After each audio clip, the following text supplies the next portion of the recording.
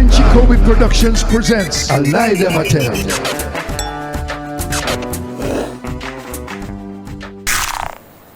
That's the first set of reggae come out, spell it that way. When Dave Redfield come to Jamaica, saw the music, he took it to London and marketed it against EP. And he changed the spelling of it. To the current spelling. Spell now, yeah, Right. yeah. So there's nothing like saying Jamaican break reggae, broke reggae. Yeah? No, they're not even like it. They must mostly into Jamaica, in the early days, Jamaica broke for calypso.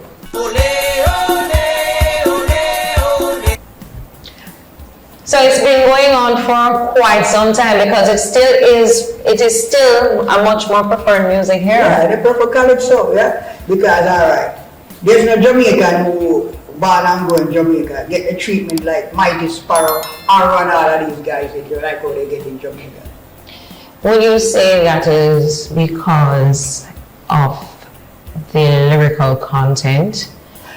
Because we Jamaicans, we must be honest with ourselves. We are a very overly sexualized set of people. Our lyrics are very graphic sometimes, and even in these emerging times where music has changed a lot, the landscape of music has changed a lot. It has become a lot more sexually implicit. So would you say that in the dancehall era, right? But that wasn't going on like that in rocksteady and ska and the early days of reggae. People used to write good lyrics because it was all competition. Yeah. Well, reggae is always a cleaner version and the cleanest music that is out there when you compare it to, and there's no comparison to dancehall really, because reggae music is really conscious, clean. Conscious, clean music. Conscious and clean music. So, it's hearing from you. So we've always been like this. So clearly it's nothing new. We've always been leaning more on the side of the foreigners who, have come into the space with their music. Yeah. Like I said, right? Reggae didn't break big in Jamaica because a lot of people don't know, right? One of the first international reggae, this wasn't done by Jamaicans, it's done by three girls, white girls, they call Johnny Reggae. Johnny Reggae? Yeah. Spell that for me. Just like Johnny Reggae. J-O-H. The reason I'm asking that, I need to do my research. Yeah, Johnny Reggae, the group named the Piglets. Reggae, reggae, reggae. Here comes Johnny Reggae. Johnny Reggae, reggae, lay on me. And they were from London. From London, three white girls. Well, you see, nothing new. That's all we are. Anytime you do well overseas, then you're embraced here. No say stay? Yeah, man. Same way. And it continues to this day, and artists in Jamaica will be working their butt off producing good music, and the moment that they're received overseas, and I would bring it back to even a Coffee. Coffee's music, I'm pretty sure if she didn't get the recognition internationally and the appreciation and how she's been embraced, I don't think that we would have embraced her.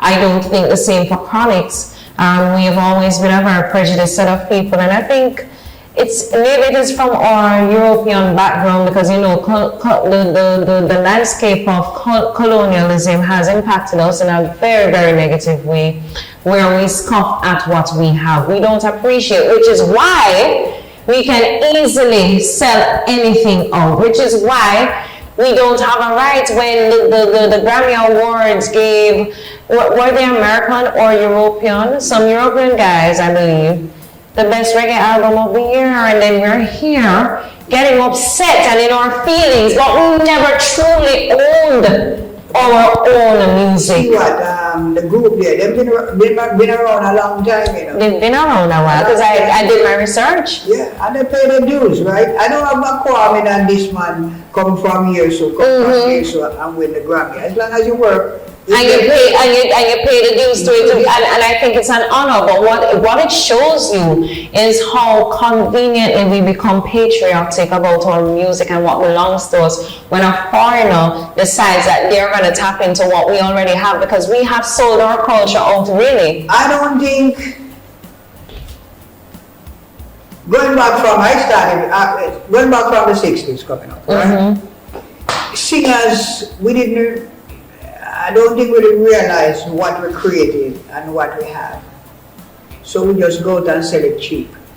I still don't think we know what we've created Still today, to this day in 2022, because here you're telling me about this, I'm literally like, it's like that light bulb that just popped in my head. Are you serious? And today in 2022 we're still having these kinds of conversation. Because you have a lot of singers, right, that hit the British top long before Bob Marley, right? You ever heard a group called the Pioneers? Mm-hmm. Yeah, yes, I've heard of that group. These guys was one of the most popularized group in the whole Europe. You keep telling me yes, but you don't mean it. You keep telling me no.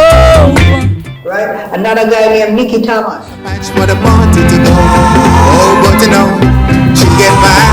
Oh, she's living in the love of the common people. Smash through the heart of a family man. That is gonna buy her a drink to cling to. Mama's gonna love her just as much as she can. You don't hear nobody talk about these guys. These are the guys that paved the way. Long before Bob Marley come along. So there was reggae before Bob. Oh, a lot of people. Reggae before Blackwell took it to the world.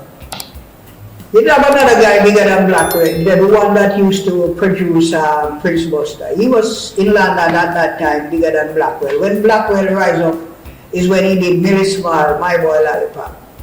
Right? And that was big. Take an artist like Wilfred Jackie Edwards. I don't even hear nobody talk about him.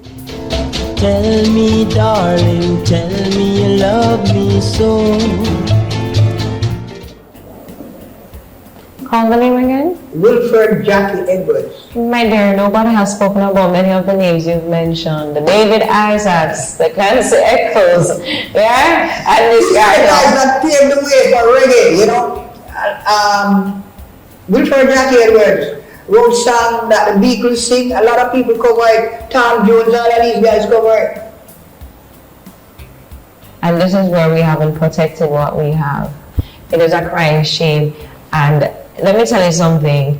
Jamaica's history of reggae, reggae is what really has helped to create Jamaica or make Jamaica that staple in the world where everybody loves Jamaica, because when they think of reggae, they think of Jamaica. When they think of Jamaica, they think of reggae. Bob Marley. That's the first name, and I think from a marketing place, that we have to give credit to Chris Blackwell and Bob for allowing it to take on its wings and to be where it is now, and as recognized and as loved as it is. Wouldn't you agree? I think you have to give credit to the first Jamaican that started Trojan Records. Right? Trojan Records is the company that started launch reggae music through Europe, all over the world. You understand me? Mm-hmm. Yeah. Blackwell just come, you know, like some people look at that so. It's like you go out there, right? And you have an idea, but you didn't have the money to get it across. Right. Right? Blackwell had the money and the know-how because he was part of Trojan Records. Oh. Yeah. Okay. He was part of Trojan Records.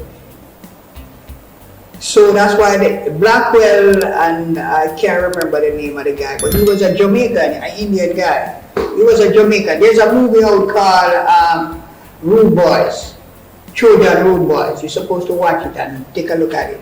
And you get the history how the music started in Europe. In Jamaica is something else different. In New York is something else different. And in London is something else different. Interesting. Reggae has taken many journeys throughout the world. Because I was in Spain the other day, and I'm on there from all the way from Morocco. Come to see me, I want to record a whole album with me. No. If I look at a man say I'm on that Morocco no about TV network. I lie, tell. And like them I tell. Lie them I tell, yeah. But it's so the music travel, you know. Roy Keating, I must tell you, this has been a very well-informed session.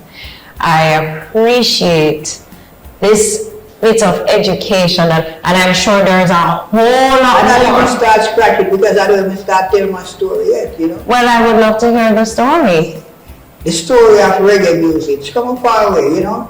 Like I said, in the early 60s that I know when I come up, 68, it was mostly the chorus, the Byron Lees, and you know, that was before Siago time, and you only have Coxsey, two female producers, Spotted and Miss Barnett, you know, and Picture Public Productions presents A Lie Them a Tell.